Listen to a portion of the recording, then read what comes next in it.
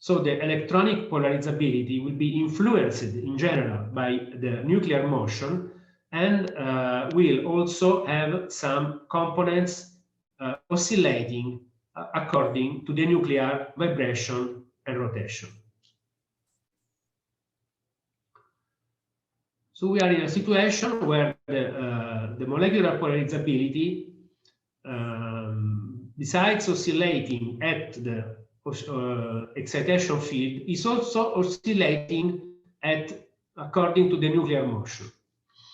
And we can see that by a simple trigonometric formula, we have new combination frequency generated equal to the sum and difference between the excitation field and the nuclear movement.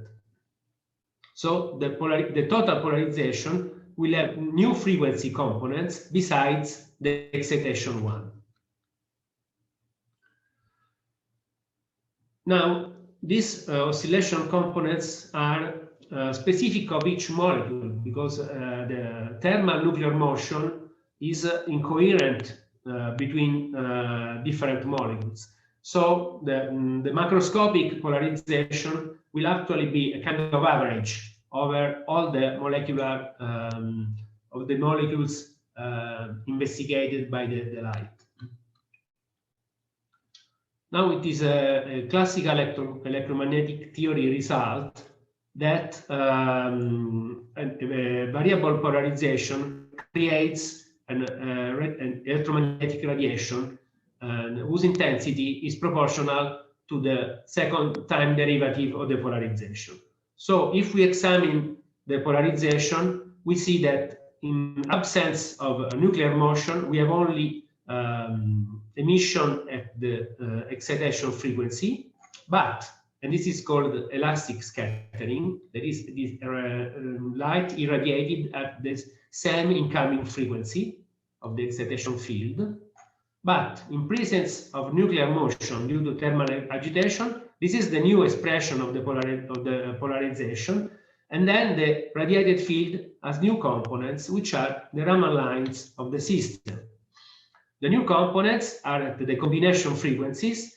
So what the result is that we have new lines appearing in the scattered radiation, and the distance between the new lines and the excitation line, the elastic line, is just equal to the vibrational frequencies of the medium.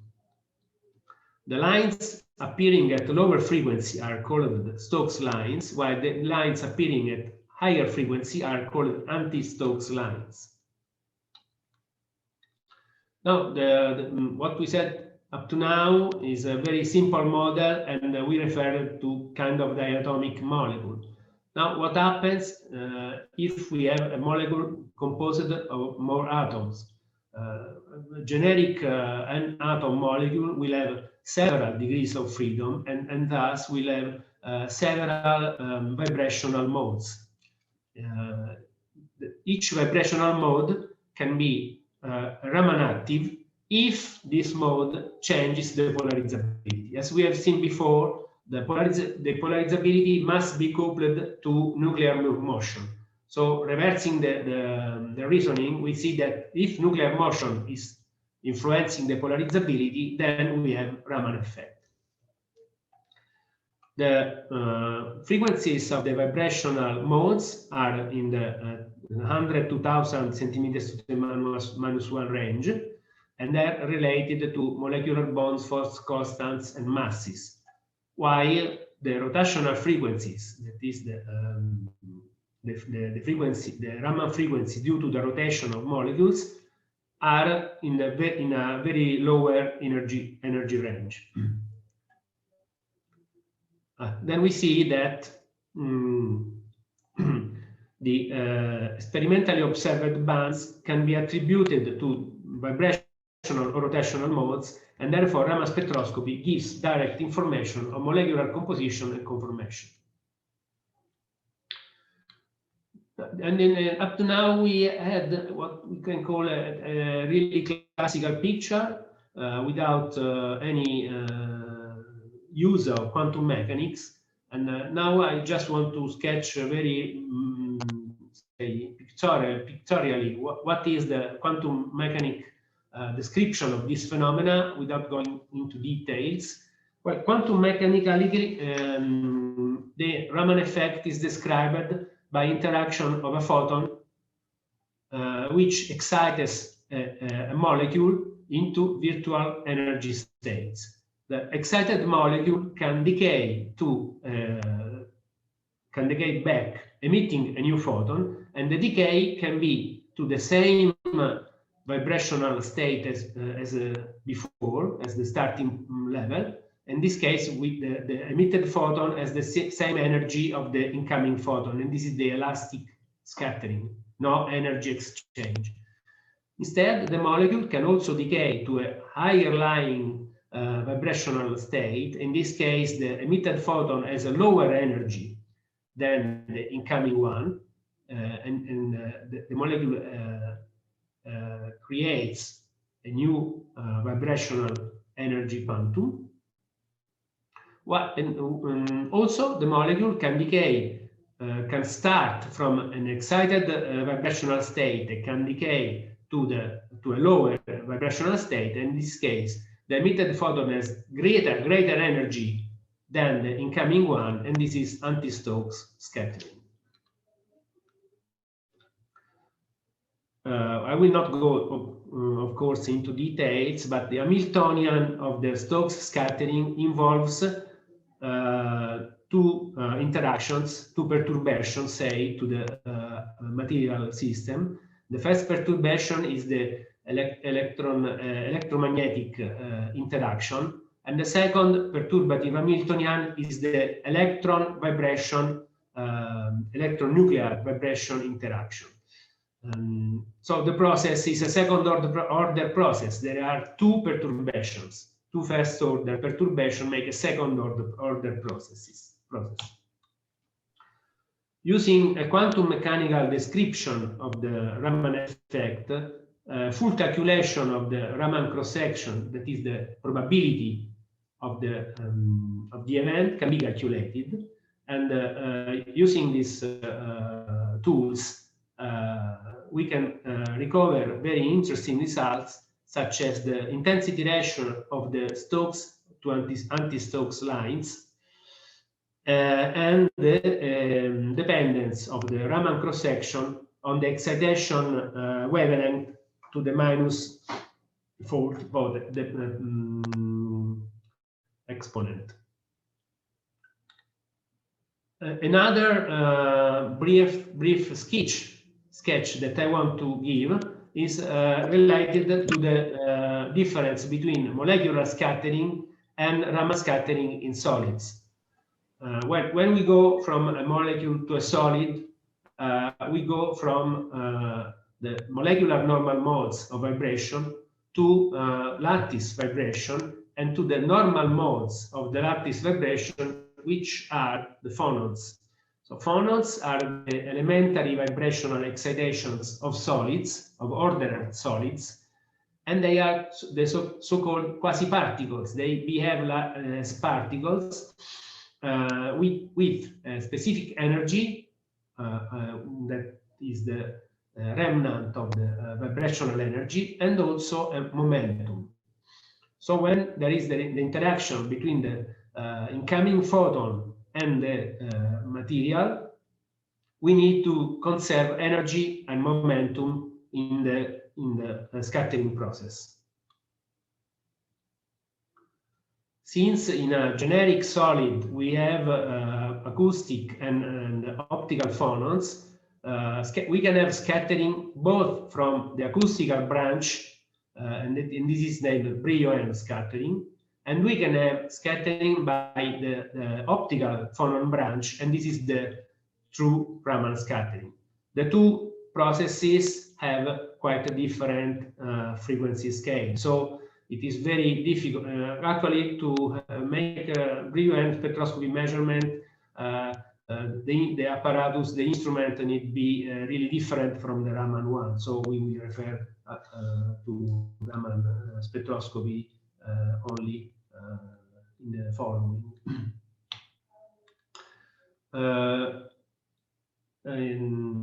similar to what we have seen in the case of molecular Raman, there are some modes which are Raman active and some modes some vibrational modes which are not Raman active.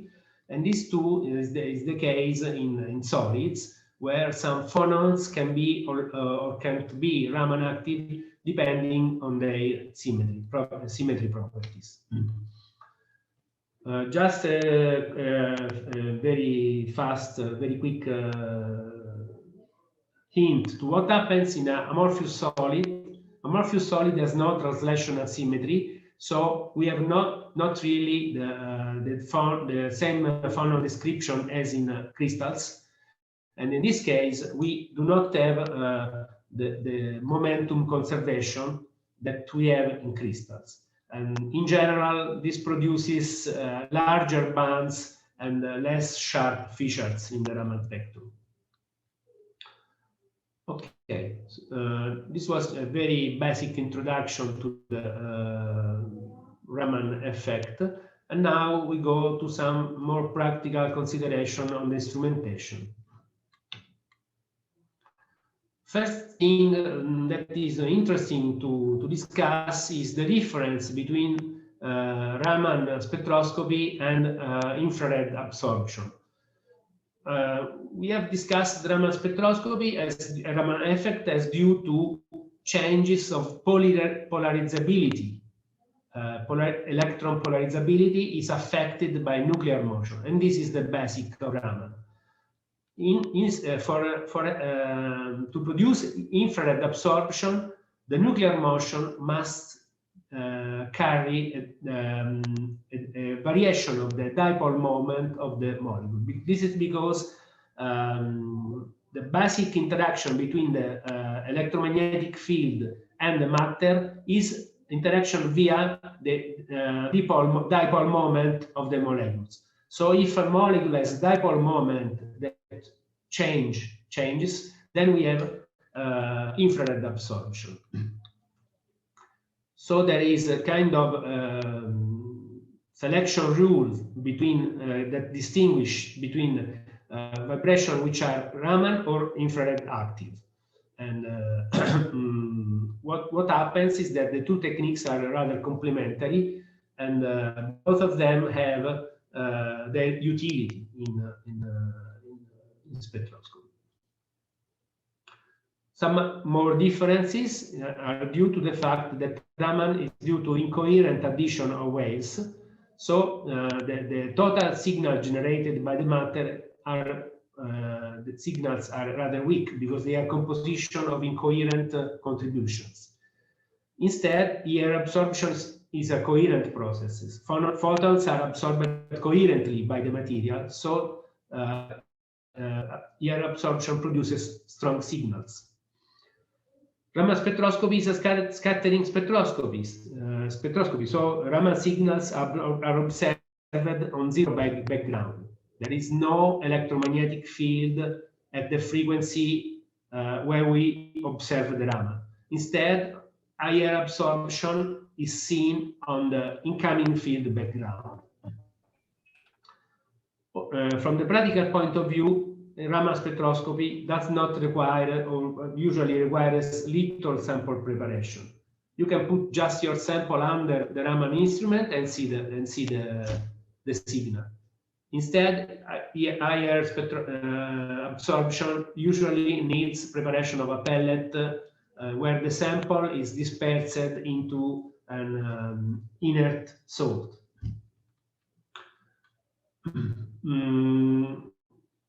What are the other characteristics of Raman spectroscopy which in the end affect its experimental feasibility? Well, Raman has some difficulties because the signal intensity is very low. The typical signal intensity of Raman effect is 10 to the 4 times lower than luminescence. So to measure good quality spectra, we need long acquisition times or high power lasers, which is not always possible because high power laser can hit the sample or can damage the sample. Also, we need very good quality detectors or cool detectors to reduce the noise associated to the measurements. Another shortcoming of Raman is that the wavelength of emitted photons is very near to the elastic line.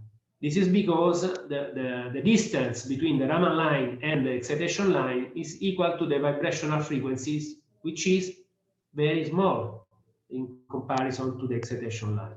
So we need special filtering to remove the elastic line, otherwise the noise associated to the elastic line will cover the Raman signal.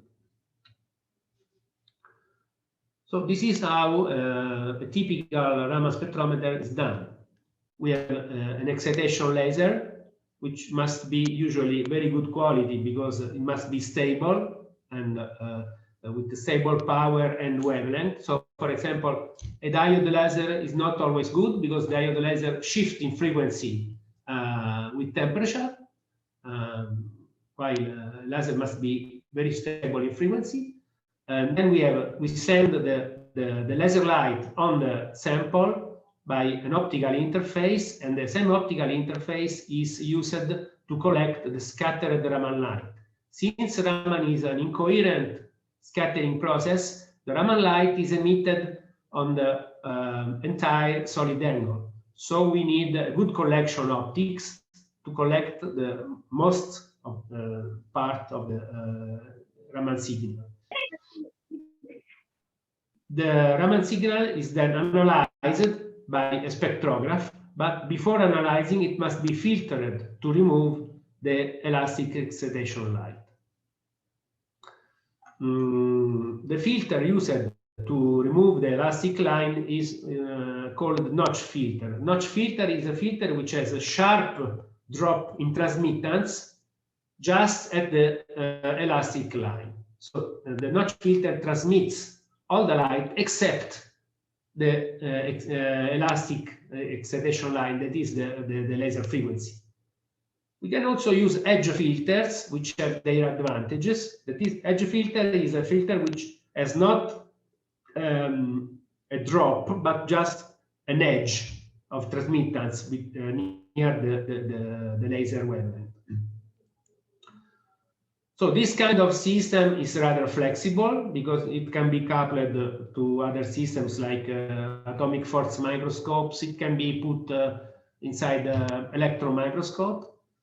On the other hand, laser selection is a delicate issue because laser must be carefully selected according to the sample.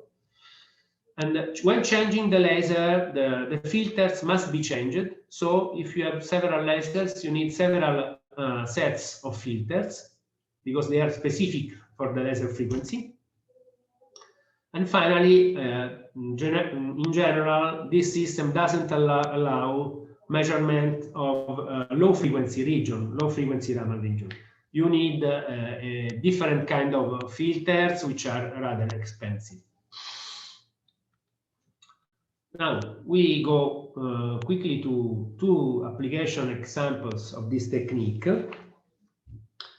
And the first example is, I would say, very famous. It's the study of carbon allotropes. So we know that carbon can form different structures depending on the degree of hybridization of the s and p orbitals. So carbon can form one-dimensional structures, two-dimensional structures like graphite, or three-dimensional structures like diamond or glassy carbon, depending on the hybridization sp, sp2, sp3. So these structures, the carbon is usually not suitable for to be studied by infrared absorption. Why? Because all the bonds are homopolar, so they don't carry dipole moment. So when the structure vibrates, there is no change of the dipole moment, so there is no infrared absorption. And this is why Raman is the technique of choice. And here we see some examples. Each structure has well-defined Raman bands. So this demonstrates the kind of fingerprinting. If I have some carbon material, I can analyze it by Raman, and if I see sharp band, that can be graphite or diamond, and these bands are sharp because these are very good quality crystals usually. When you have disordered graphite, the features smear and widen, and we have new bands created by the disordered bonds. And also you can see if somebody gives you a gift saying this is a diamond, you can put under Raman and see if it is a diamond or it is a piece of glass. Another very recent interest on carbon studies is graphene. Graphene is a few layer graphite. When you have graphite, you keep removing layers and layers. You end up with few or even single layer of carbon, sp2 carbon.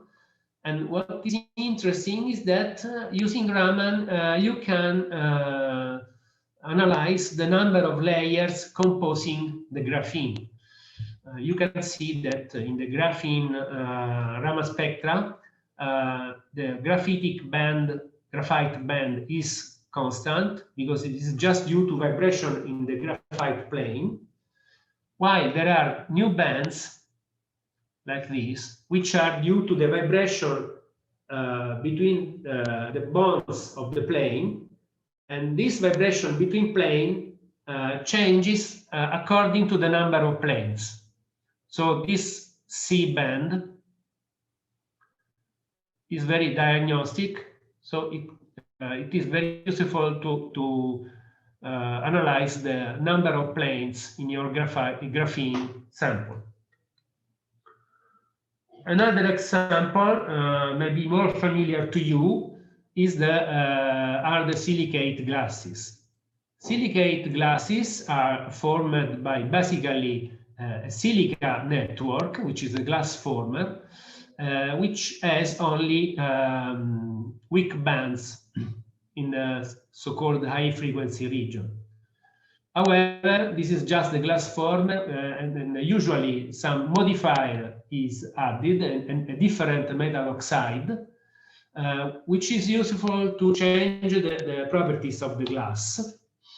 And when you add the modifier, that is another metal oxide, you can create some non-bonded oxygen. In the silica, in the fully coordinated silica network, all the oxygen make a bridge between silicon atoms, while when you add other oxide, you can have some NBO, not non-bridging oxygen. Now what happens is that the silicon oxygen stretching vibration frequency changes according to the number of non-bridging oxygen that are present in the tetraedric structure. So you can see that if you have only one non-bridging oxygen, you have bands in this region, two non-bridging oxygen. There is a hardening of the what is called a hardening, that is a low frequency shift of the stretching frequency. So Raman spectroscopy can be used also in glasses to reveal the structure and the structure changes due to the addition of the modifier.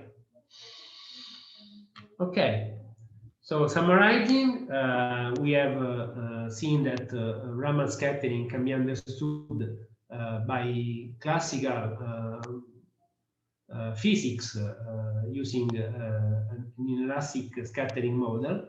However, quantum mechanics is necessary to calculate the full cross-section expression. We have seen some practicalities of Raman spectroscopy, that is instrumentation and comparison with higher absorption spectroscopy, and we have seen very brief examples of application of this technique. Now I finish showing you the lab staff. We are 3. It's me plus 2 colleagues, Serena Gagliardi and Flaminia Londino. And then we have a bit larger group as a collaboration related to coherent Raman techniques, and made from people, from colleagues from other NEA departments. So this is interdepartmental collaboration we are having. And also I want to say that those who are interested in having a short-term visit in my lab can apply to this program that is run by International Center for Theoretical Physics. This is the most interesting link they are looking forward for. That's good news. I'm sure they are taking pictures of this slide. Now I think that there is maybe time for questions, and then we can have the virtual tour. What yeah. you say, go? Students, how would you like to go ahead, please? Maru, you stop sharing your screen, because then I will share the video to us. Yes. So, my dear students, please, you can unmute yourself to reply. How would you like to go? Should we take questions now or the video tour first? Someone reply. Mannat, I can see on the screen. Yeah. Ma'am, first we'll see the video tour. Video tour? Okay. Yeah. Done. So whenever you reply or you ask a question to Dr. Maru, please introduce yourself that I'm so-and-so student of so-and-so class, so that he can remember a little bit of your name, then you forget. Ask me later on, what was the name? And then he will remember the class, okay? You never know who will join whom later on. So you must introduce yourself. That's what I want to say. Okay. So I'm sharing the screen and I'm taking to you virtually the most, what is this? Wait. Okay, so it goes, just a minute. I need to close that video tour of the college. Yeah, okay, done and done. I'm taking you to the video tour. Give me one moment, please.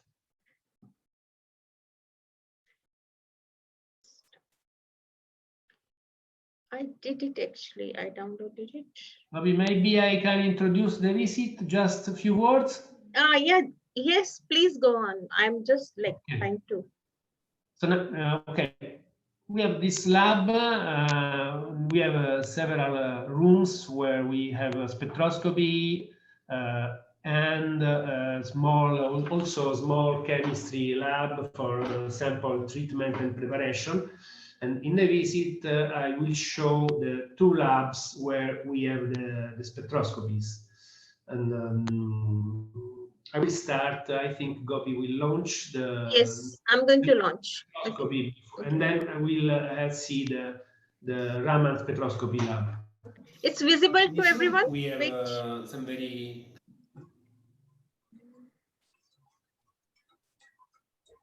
It's visible? Yes, ma'am, it's visible. Wait, I need to check the sound. So I'm just playing it once. Check the sound. Sound is clear? For instance, yes, ma'am. Yes, ma'am, it's on. UV near infrared spectrophotometer. Wait, I will start from the beginning. To the lab. Yeah, Gopi, launch it again, please. Sorry? Launch it. Okay. Okay, I will launch it. A short visit to the lab. I will only show the 2 rooms where we have the optical and laser spectroscopy instruments.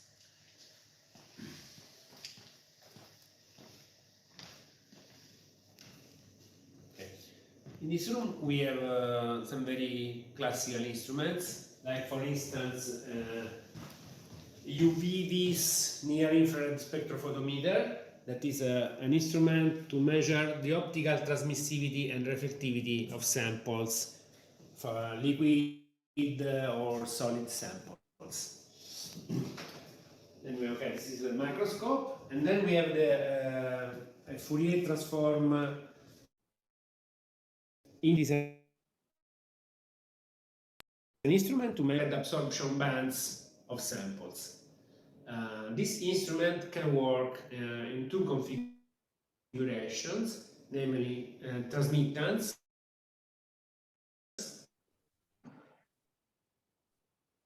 of samples in pellets. So samples are reduced in pellets and they are inserted in an infrared beam path so that the detector reveals the absorption band due to the infrared vibrations of the sample. The other way to use the infrared spectrophotometer is by attenuating the total reflectance.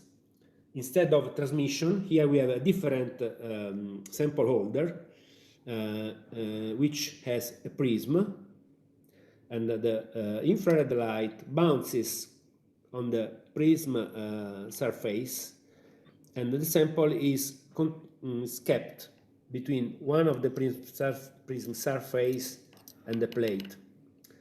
And each time the infrared light bounces on the prism plate, prism surface, it samples the material at the surface boundary. And then after some reflections, the light comes out. So this is actually a mean to increase the sensitivity of the measurement and also to measure very small amount of samples. You can change the prism using different infrared materials to optimize the spectral interval of interest. On this side, we have another instrument that is a fluorimeter. It is an instrument to measure the fluorescence emission of samples. It is composed by a lamp. In this box, there is a high-power xenon lamp, which emits white light. And then the white light is monochromatized by a monochromator, which selects a narrow spectral region of the white light, and this narrow spectral region is sent to a sample contained in this box. And sample, you can see, it can be a solid sample or can be a liquid contained in a cuvette, or also powders. So when the samples receives the lamp light, it can absorb the lamp light, and then this absorbed energy can be given back by luminescence emission. So the sample is supposed to emit luminescence. The luminescence is collected by a system of mirrors, is sent to another monochromator. In this way, you can analyze the spectral content of the emitted luminescence, and then there is a detector that gives the signal as a function of the emission wavelength. Okay. Always on the luminescence experiment, we have another experiment here, which is a confocal laser scanning microscope. This is a luminescence microscope where the sample is placed on a slide glass, and the laser light is sent to the sample by a system of mirrors. Since in this way the laser changes the angle on the objective, and then the laser light scans the position of the sample. So each time the sample is illuminated by the laser, it is supposed to emit light by luminescence. Luminescence is collected by the same objective, and then you can reconstruct a luminescence map of the sample. What is important of this system is that it has a very high spatial resolution. It can build a luminescence map with very high resolution down to 1 micron, more or less, because there is an optical arrangement which avoids the luminescence emitted other than the focal point of the laser to be measured. So this is using this confocal arrangement, you can only measure the light emitted in the focal point of the laser. In this way, you avoid all the contribution, the out-of-focus contribution. So you have a very precise definition of the sample emitting light. Okay. And finally, we have here another instrument which is actually rather different from this instruments that we've seen up to now. And this is a dynamic light scattering instrument. And in this apparatus, you can measure particle dimension in a suspension. Let's suppose we have a suspension that is a liquid containing very small particles, and so the small particles in the suspension do not settle down because of Brownian motion. So when you shine light by a laser on this kind of sample, the particles diffuse light. Each particle in the suspension diffuse light, and the light diffused by the different particles interfere each other. So there is a pattern of, say, light and dark that, however, changes because the particles are moving. So the interference will change from bright to dark according to the relative movement of the particles. And then by analyzing these intensity changes, you can go down to the velocity of the particles and finally to the particle dimension. Because the smaller the particles, the faster their movement. So by analyzing the velocity by which the scattered light changes, you can go to the particle dimension in a suspension. And this can be done for particles, for very small particles, down to few nanometers. So you can measure the hydrodynamic radius of very small particles in their medium without using an electron microscope. Okay, I will go to the second one. Okay, wait.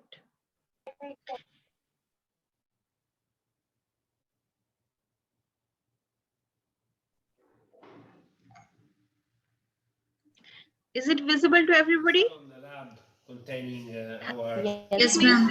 Yes, ma'am. It's Yes, ma'am, it's visible. And this lab presently contains two Raman experiments. The first is a spontaneous Raman instrument. And this is the instrument on this optical table. And you can see we have a microscope with a sample movement table, automatic. And the laser light is sent through the microscope onto the sample, and the Raman light, the scattered Raman light, is collected by the same objective which sends the laser in this configuration, which is backscattering, so-called backscattering configuration or epi configuration. Then the laser light is collected, goes back, and then it is filtered by a number of filters that can be changed. It is launched in an optical fiber and then is sent to a monochromator and to the detector. What are the main parts and functions of this instrument? The main part are the optical filters, which are necessary to reject the elastically scattered light.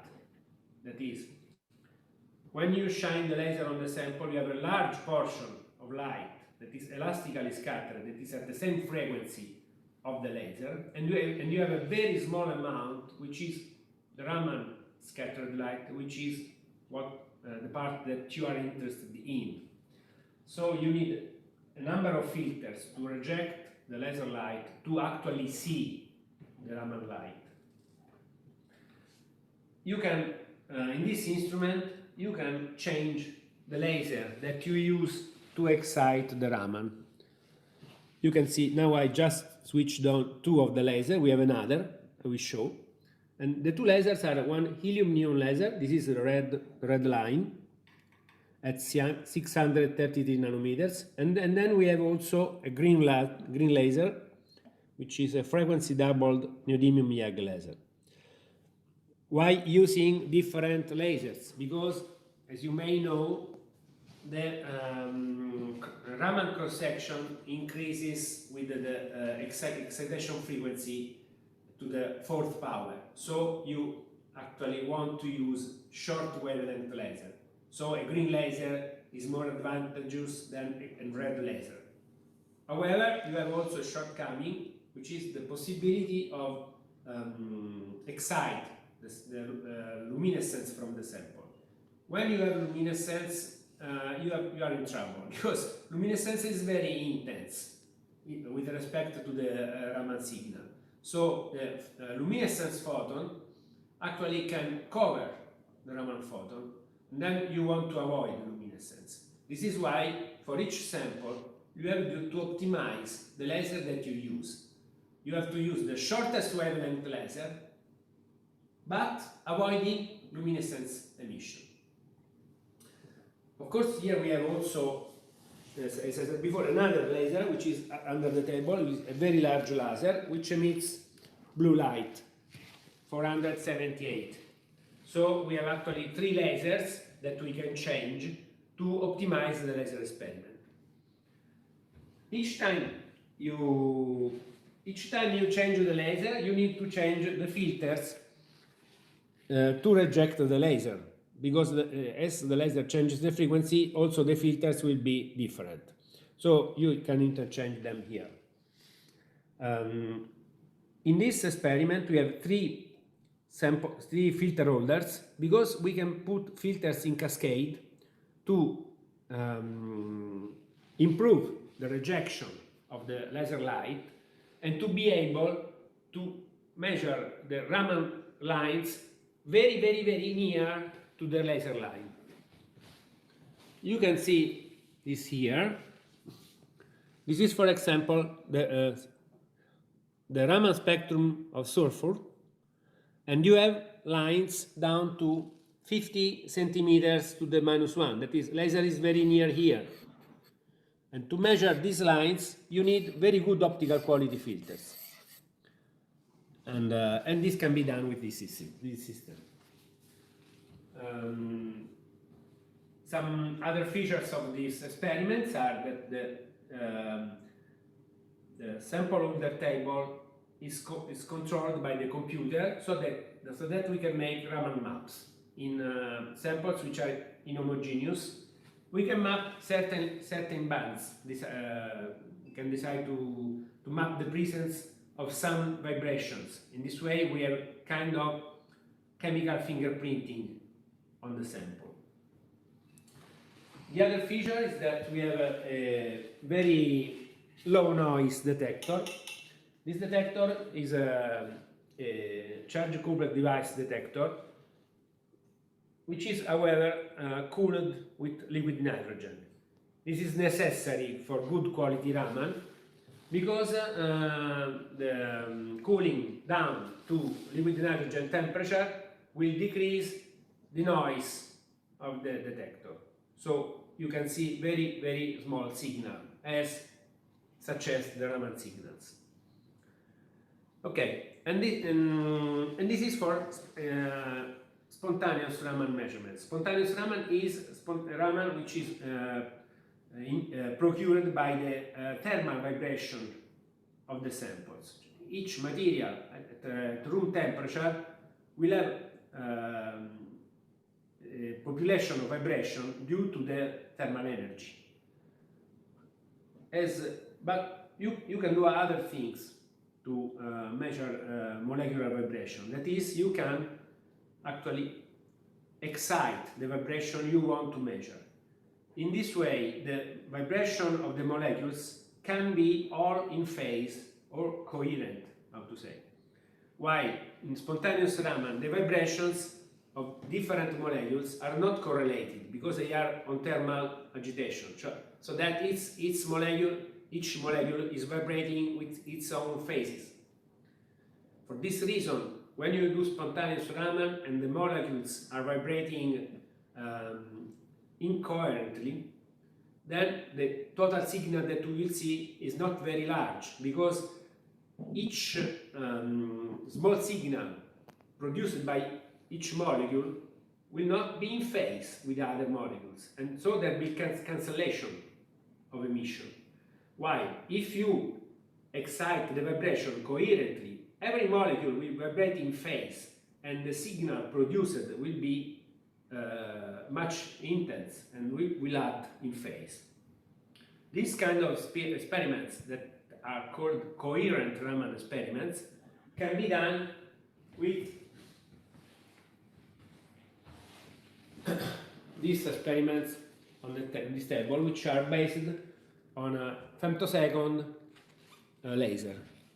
This is a titanium sapphire laser which emits ultra short pulses, and these pulses can actually be used to excite coherent Raman vibration inside the samples. What is the advantage? The advantage is the largest signal, and then the largest signal is very useful to reduce the optical power of the sample. In spontaneous Raman, sometimes you need to use very high optical power to have a good signal. While if the vibrations are coherently excited, you can reduce the optical power so that you can measure samples that can be damaged by the laser, such as biological samples. And this is basically the advantages of coherent Raman techniques. So here we have the ultra short laser is actually a rather complex laser because it has a pump laser, a first laser to excite the second ultra short laser, and the light emitted by the ultra short laser is launched in this rather complicated setup, using which we can actually measure at the moment some vibrational bands and some very low frequency Raman bands. These are actually presently the main activities of our lab, because we have some funded projects to develop new instrumentation based on coherent Raman scattering. Thank you. So we are back here after the lab visit. So we can have questions in the chat box. Students, you can type, and then Dr. Falcone, I can pick it up from there. If you don't want to type, then just simply unmute yourself, introduce yourself first, and then you can ask directly. You can decide whatever you want. I hope everybody understood, because the quality was not so good. I think there was some, it was not very fluid. No, it was. I think they're much more interested to visit and see. But they can unmute themselves. We haven't barred them from they can unmute themselves. But Parvindidi, can you take the question answers from the students if they are?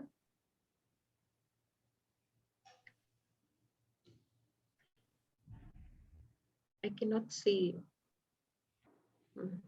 Okay, yeah, there are. Okay. There is a question in the chat box. Mauro, can you read the chat box? Yes, I can read it. Okay. Yeah, Okay. please.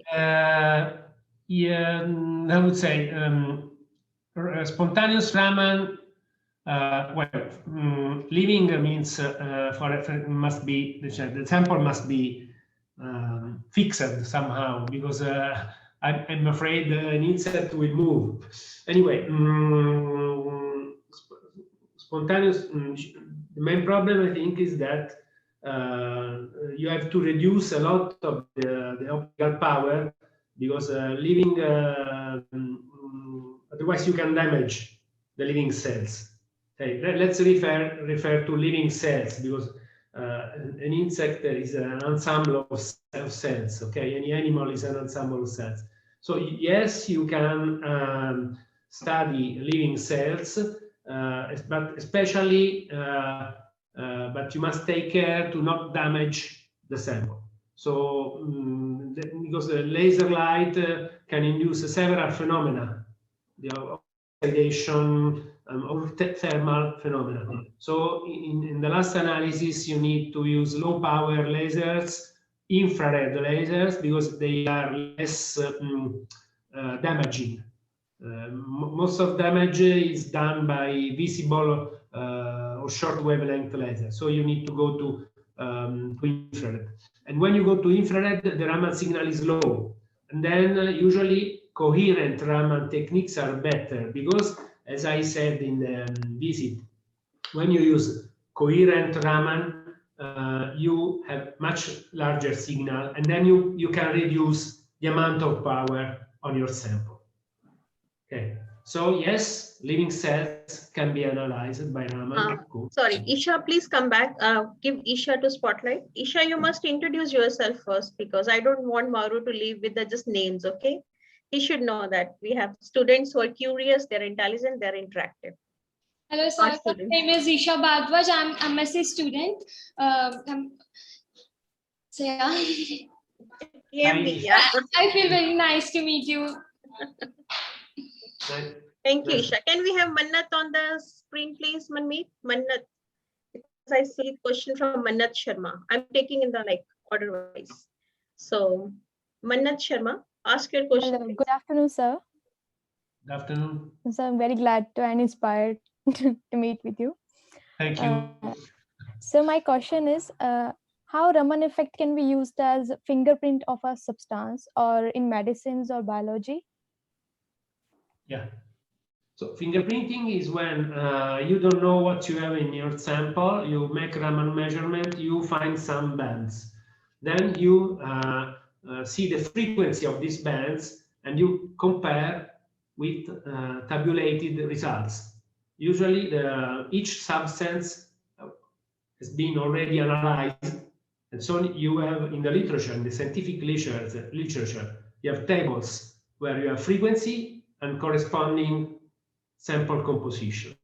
So when you have any material, usually you make the measurement and then compare with the assignment of the bands in the literature. This is fingerprinting. Otherwise, if you are dealing with material you don't find in the literature, you can get a pure sample, then you measure, and then you use that measurement as a reference. You can buy the reagent.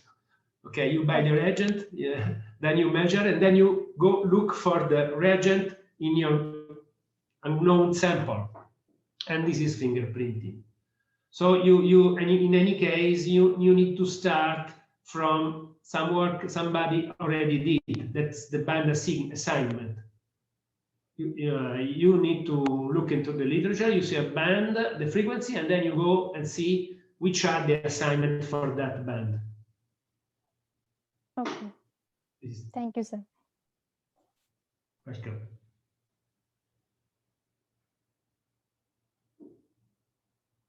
You're muted, Shivani. Unmute, sir, yourself. Good afternoon, sir. Thanks a lot for your lecture.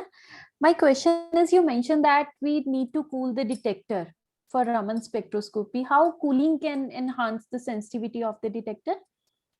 Yeah. Cooling enhances the sensitivity of the detector because it reduces what is called dark counts. When the detector is at the ambient temperature, there are anyway electrons excited by thermal agitation.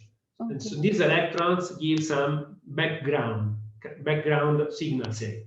But the main problem is that we associated with the background, you have a noise. So these dark counts fluctuate.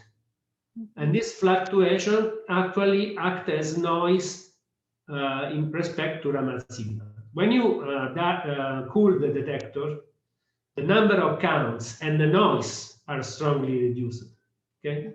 Yes. So if you, for example, if you don't cool the CCD, you end up with several thousand or tens of thousand counts. When you cool it down, you end up with few hundred counts, very small noise, and you can measure really few counts of signal. Say in our lab, you can measure 2-3 counts per second. That is 2-3 photons per second. So it's very small signal, and this is why you cool. You can cool by liquid nitrogen. That is, say, the best option, but it is not so practical because you need the viewer and so on. Or more modern detectors use thermoelectric stages. That's junctions that can create a deep temperature difference. But you need, say, two stages, two thermoelectrical stages to go down enough in temperature. In our case, the detector operates at 120 degrees Kelvin degrees, very low temperature, just above the liquid nitrogen temperature. Before I know it's turn of Sukhvinder Kaur, but Sukhvinder, I just will take one moment to interfere in between because I could see Sangeeta here. Dr. Sangeeta is an old association with us, of course, my very good colleague and friend, and Mauro has met her before. So I just want Sangeeta first, and then we will go back to Sukhvinder, a little bit out of the place turn. And Sangeeta is our person from KMV side for the spectroscopy. So I want the two spectroscopies to have a little bit more time. So Sukhvinder, I'm sorry for it, but we will come back to you shortly. Sangeeta, now you are on screen. So please unmute yourself. And her question you can read on the screen, or Sangeeta, you can discuss yourself. I think you can discuss yourself. Okay. Actually, my question is that if we have calculated the frequencies of vibrations of some molecule theoretically using some software, but we are not getting the same frequencies on the setup, is there any mistake in the theory or there is some problem in the setup? Sorry, I didn't get the question because the audio is not good. So you asked the, please repeat, sorry. Okay, I have asked that we have calculated the frequencies using some software, vibrational frequencies of a software for calculating vibrational modes. Yes. Raman vibrational modes. Yeah. Okay, but you're not observing. Yes, and yes, that's what you said. We have do the same using the Raman spectrometer. We have analyzed the same sample using the spectrometer. But the spectrometer is not providing any spectral line, any Raman line. Is there any problem in our theoretical considerations or in the spectrometer? Oh, sorry, which molecule is that? Can you say? It is a polymer, polyanion. Polymer. Yeah. Okay, I think polymers are basically composed by carbon and hydrogen, oxygen. So it's a kind of polymer like that. Yes. So you must observe something because carbon is a good emitter and CH bonds are good emitters.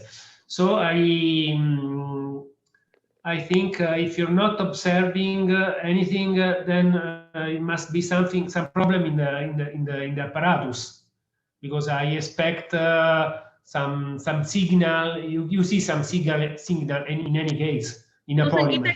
Sangeeta can send the samples to you, Mauro, in that case.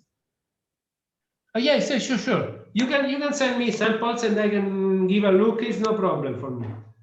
If you're interested, you can send samples. Yeah, we can send the courier with a declaration. It doesn't have any custom value and all that. Because once it's a problem, we have to declare it. It doesn't contain and this and that. I remember. Yeah, I remember the always a declaration certificate for the customs. I can do that, Sangeeta. Just give me the samples. I will post it out. Okay. Then we have, sorry, I took It's a out pleasure. of It's a pleasure. So Kvinder was there, right? But please introduce yourself. Mauro and Sangeeta knows each other, so they don't need the formal introduction, but introduce yourself. Okay. Hello, sir. My name is Sukhvinder Kaur. I am from MSc Physics. My question is that why we use the Raman, how we use the Raman spectroscopy in the synthesis of graphene oxide polyaniline composites. Graphene oxide Aniline composites. How you use Raman to study graphene oxide? Yes, sir. I don't know really actually. Graphene oxide has CO bonds besides CC bonds. So what one does usually is try to reduce the graphene oxide, right? So you will see the CO bonds and you try to make some chemical treatment to reduce the oxide and to get the graphene. I must confess that each material is a story in itself. So you must start from the literature and see what you expect, and then you go to the experiment. So I'm really not into graphene research, so I can't be more precise. Usually people prepares graphene oxide and then reduces it to get graphene. So I expect your main task is to verify that you reduce the oxide and then you get a few layer graphene. Because many people talking about graphene, they are actually dealing with several layers, and this is not useful because that's graphite. So Raman can really help in that because graphene has a specific bands. So this is how you can use Raman for that. But I can't be more specific. See, I'm the interpreter, so I have to see the time limit also. Can we have both the students on the screen, please? Manmeet, Lovely, non-medical 08, something like that. Please take her to spotlight along with Mitali. The video is not on, ma'am. It's on. I can see her. She's smiling. She's waiting for her turn. Lovely. Yes, Lovely, NM08. I don't know what, is it nanometer or non-medical or what. So can we have Lovely nanometer 08 on the screen? Yes. Now it's so on. Lovely, it's your turn first. Because, yeah. Fastest fingers first. Good afternoon, sir, everybody. Hi. Sir, my question to you is there any limitation of Raman spectroscopy? Limitations of Raman spectroscopy. Limitations. Okay. Limitations is first of all, you can measure only materials that have Raman active modes. So as I said before, not all vibrations are Raman active. You can have strongly polar vibrations, like for example, ionic salt, NaCl salt. This is very ionic compound, and this has no practically no Raman active vibrations. So the first limitation is on the kind of bonds. When you have polar bonds, you don't expect strong Raman signal. Well, if you have homopolar bonds, then you have you can expect a strong Raman signal. In this case, Raman is useful.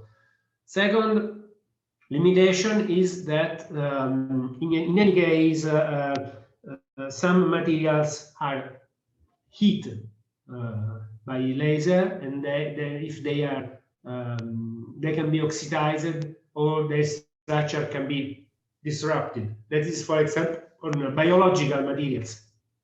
Biological materials are very weak under the laser radiation, so you need to reduce the laser power, and maybe Raman can be also not effective because you never reach a situation where you have good signal No, because to have good signal, you need to increase time, acquisition time, and increase laser power. If you can't increase the laser power, you need to increase the acquisition time to have a good signal. But some biological materials simply can't stand for laser for so long. For example, your colleague asked me about living cells. If you have a living cell on a microscope glass, that will remain alive just for, say, 1 hour. Then if your measurement is longer than 1 hour, your cell will die. So in this case, in practice, you cannot measure the cell. And these are kind of limitations. Mauro, you will miss your lunch and then you will shout on me in that. Yeah, I have maybe 10 more minutes if there is any. I know that. I know the Mensa closing and opening timings. So I'm just taking the last question from Mitali. Mitali is our MSc student. Mitali, please unmute yourself and then you. Good afternoon, everyone. I'm Mitali, pursuing MSc Physics in KMV. First of all, I would like to thank you, Dr. Mauro, to give us such a knowledgeable lecture on Raman spectroscopy. My question is that how Raman spectroscopy is useful in nanoparticle analysis? Okay, right. This is a very interesting question, actually, because nanoparticles have a specific Raman signature. Why? Because when you have, say, let's start bulk material. Okay, bulk material has well-defined Raman bands, and if the bulk is a crystal, if the material is a crystal, these Raman bands are very sharp and well defined. For an infinite crystal, good quality crystal, Raman bands can be as narrow as few centimeters to the -1. So you see very sharp peaks. Now, what happens when you go from a bulk to a nanoparticles? A nanoparticle can be thought as a defective crystal. So what happens is that the description of a phonon, I hope you are familiar with, is not so good in a nanoparticle, because phonon applies to a perfect infinite crystal. When you have nanoparticle, phonons are say disturbed by the boundaries. So what happens is that the very narrow lines that you observe in a perfect crystal are broadened and also are shifted. Broadening, you can understand why, because the perfect phonon is disturbed. So there is a broadening in energy, because the energy of the phonon is not well defined anymore. Also, you have other effects, because often nanoparticle is accompanied by stress in the structure. So the bonds of the crystal are deformed, because the nanoparticle has a very high energy due to the fact that has a lot of surface. So the surface increases the energy of the structure and brings some deformation. This deformation acts as a shift of the Raman peaks. So actually, when you study nanoparticle by Raman, you get a lot of information related to the dimension and to the stress. That's it. Thank you, Mauro. Before we go for the formal vote of thanks, I just want to introduce you to new additions in our department, because when you visited, they haven't joined. Very dynamic, Dr. Surbhi. I can see Dr. Surbhi Sharma working on chalcogenide classes. She joined the KMV around 3 years back. Now, can we have Dr. Surbhi and Dr. Harleen on the screen? These are the new additions. Dr. Harleen and Dr. Surbhi. Yeah. So Surbhi, ma'am, if you would just like to, she works on glasses, so that's what, maybe one day her own samples, or she will herself visit. She often travel abroad for presentations, I think, but never to Italy. Surbhi, you have to unmute yourself. You're muted, beta. And can we have Harleen also on the spotlight meet quickly? Yeah, Dr. Harleen, maybe you can discuss about your research interest yourself. Harleen, sir. Hello, Dr. Mauro. Hello. Thank you so much, sir, for very interesting lecture on Raman spectroscopy. Sir, I work on detectors. My work in signal processing. Actually, this work that you are explaining today, I am completely out of the touch of these kind of things because I work in electronics. But really, it was very interesting lecture because although I am not the person of the same field, but then also I have enjoyed the things very. You explained everything very completely. Thanks, sir. Thank you. Thank you. You're Sir, very good kind. afternoon, sir. Sir, thank you very much for your valuable talk with us. I was actually rewinding your lecture during your interaction with the students also. So it was very nice to know all these things. No, number of things are actually those are not in our context. Those are not known to us. We got to know those things. Thank you very much, sir. And electron microscopy, Raman spectroscopy, near infrared spectroscopy. We actually touch these fields, but we are not into that. But we got to know a number of new things. Thank you very much for that, sir. She will definitely come to your lab, Mauro, one day. I'm sure about it. Otherwise, I will drag her. I hope so. Oh, we, thank are you. we are very happy to host people and from abroad because I like Myself and it should be one day we will all march past let's your hope lab. we'll be out from COVID restrictions soon. I was vaccinated, so So I just wanted to, before we move on to our head of department, I just want to tell this to dear students. We have kept this exclusively for all of you.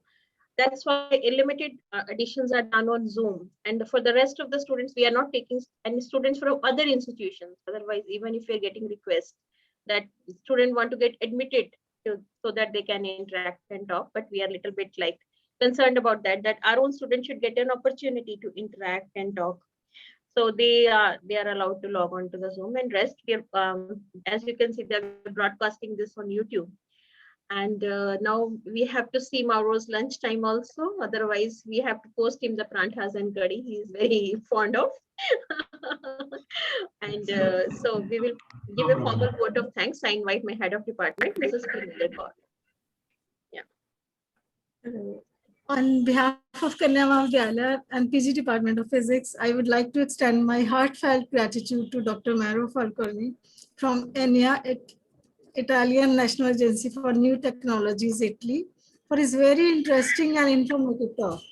These are really technology wonders that we are able to interact with them while sitting thousands of kilometers apart. Our faculty and students have gained a lot from his talk, from about mechanism and practical applications of Raman spectroscopy, which he has explained in a simplest and beautiful way. He has also summarized difference between Raman spectroscopy and IR absorption. The video tour to labs was really so much fascinating. Thanks a lot, Dr. Mauro, for taking so much trouble and taking your time to explain each instrument so deeply. KME's association with Dr. Mauro goes a long way back. We are already in debt to Dr. Mauro as he has contributed a lot in the PhDs of our many research scholars like Dr. Ruchika, Dr. Neetu, Dr. Nancy, and Dr. Shivani. We would love to have a talk from you, Dr. Sandeep. Of course, we would love to have other talks in future too, Dr. Mauro. Thank you so much. Thanks a lot. And goodbye till we meet again. Thanks to Dr. Michael Ojovan. He is always with us for all the lectures. Alex is always there. Yeah. Thank you very much for your words. You're so nice, and it's really my pleasure to listen to you and listen that you also are happy about this meeting, which is not so easy because I'm not used to say this. I'm a camera shy person, Mauro. You can see I'm a camera shy person. Wonderful, wonderful to have you, Arjun. Really, from the basics you have reached up to till research. You have really explained that journey from the very basics to the research lab. And the next lecture, Mauro, I will suggest you to just, even if you don't get time to join on Zoom, because Dr. Ojovan is going to speak next week, same time, same day, Monday, so that you can have a trip to IAE, right? Dr. Ojovan, we are looking forward for that trip. The same, otherwise that will be on YouTube and I will send you the link. If you can join on Zoom, it's fine. Otherwise, join on YouTube and see. I'm also looking forward for a trip to Vienna on next Monday, same time, same place, Zoom. It's like a global word now. Yeah. Yeah. And maybe more students, more interactive students, so a little bit more time for your lunch. So grazie mille, molto, molto, molto. Welcome. It was my pleasure. Prego, prego. So goodbye. Bye. Ciao. Arrivederci. Arrivederci. Ciao. Thanks to all students present. I think on guest koi nahi hai. We can come by resume to Punjabi or Hindi. Can you please stop recording and putting it live on YouTube? Just a minute.